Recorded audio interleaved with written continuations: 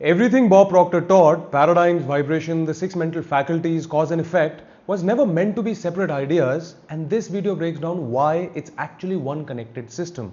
This isn't just another explanation of his ideas, but the complete framework, everything he taught connected into one model laid out in the order it actually works.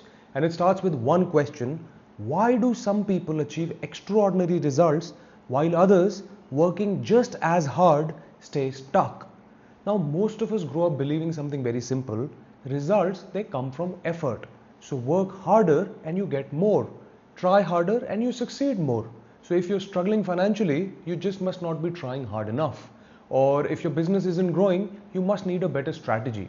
In simple words, results are mostly about action. Bob Proctor completely turns that idea around, and according to him, action was never the starting point, it's the last step in a much longer chain. For example, think about a tree and imagine you're standing in front of one which has a lot of rotten fruit on it. Would you climb that tree up and start polishing each piece of fruit? Or would you tie fresh fruit onto the branches with a string? Of course not, right? Because the fruit isn't the problem, it's the evidence of the problem. And if the fruit is bad, something underground is producing it, right? It's the roots. So Bob Proctor says your results, they work exactly the same way. They aren't random, they aren't like bad luck, they're fruit, and fruit always tells you something true about the root that grew it. Now naturally that raises a question that if results are just fruit, what exactly is the root? Because if we're going to change what's growing, we need to know what we're actually changing.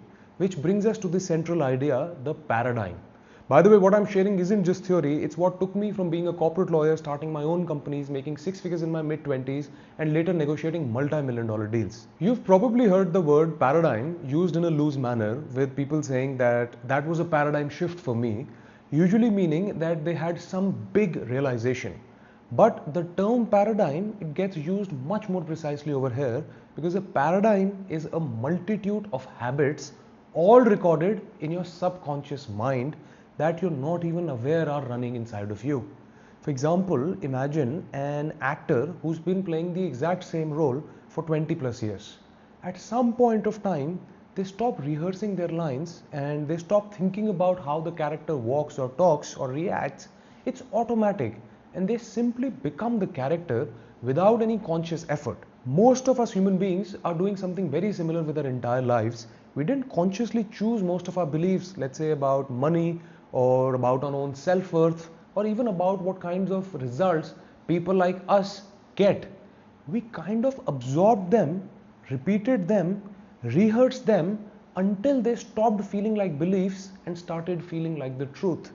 That's a paradigm.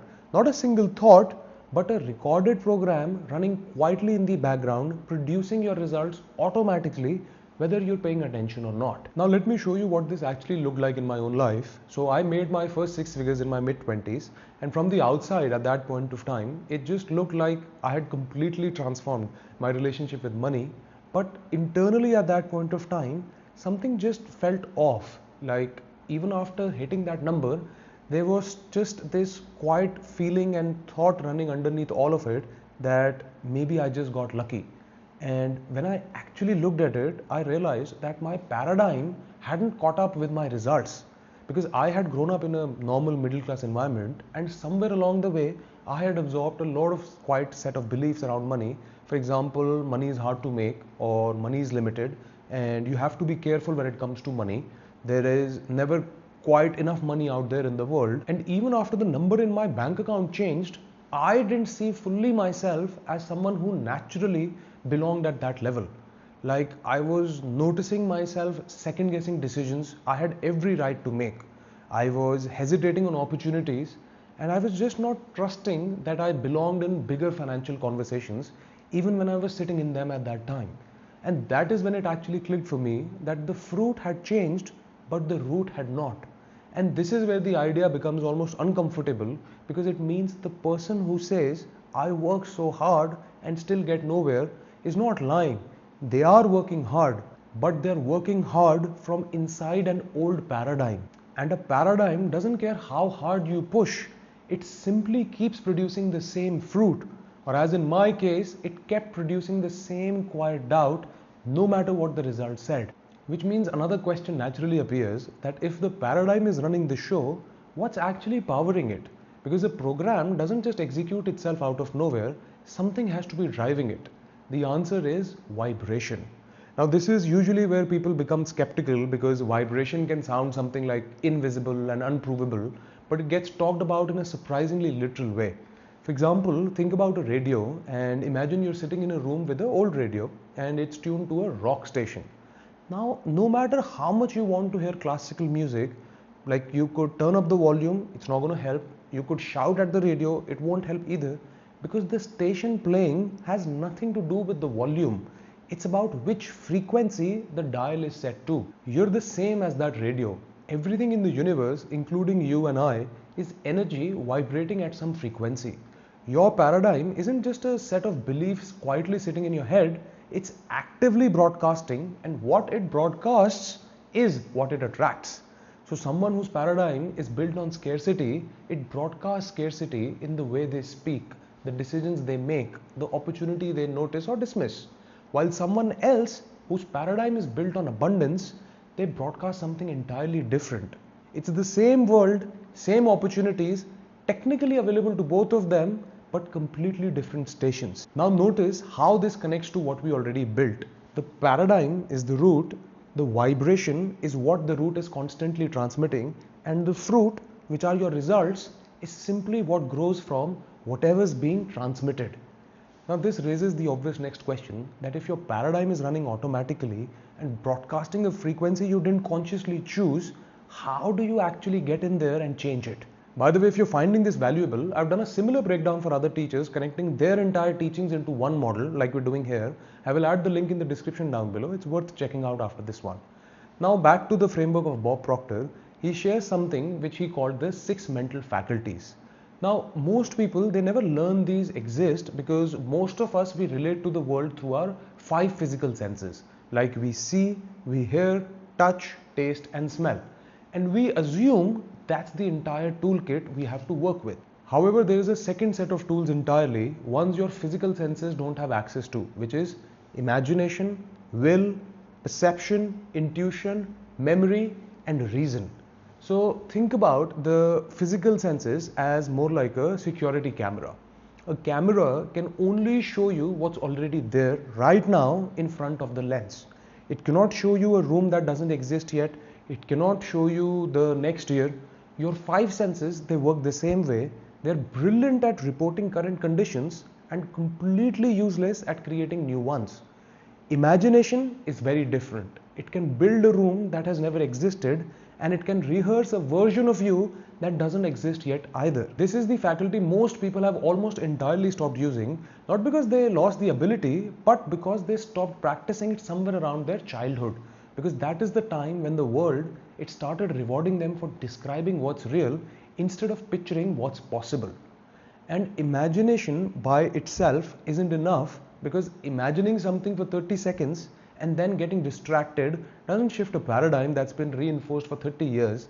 This is the exact point where will comes in, because will is the faculty that lets you hold on to the idea on the screen of your mind deliberately, on purpose, while everything else, like every old habit or every doubt, every distraction, it just tries to pull your attention back to the paradigm you already have. These faculties aren't separate tricks, they're the actual mechanism for reaching into the paradigm and beginning to rewrite it. Which brings us to the next obvious question, that reaching in is one thing, but a paradigm was built through years of repetition. So what does it actually take to change something that deeply rehearsed? The answer is almost frustratingly simple: repetition. And this is usually the point where people get discouraged, because it just sounds too plain to be the answer to something so big.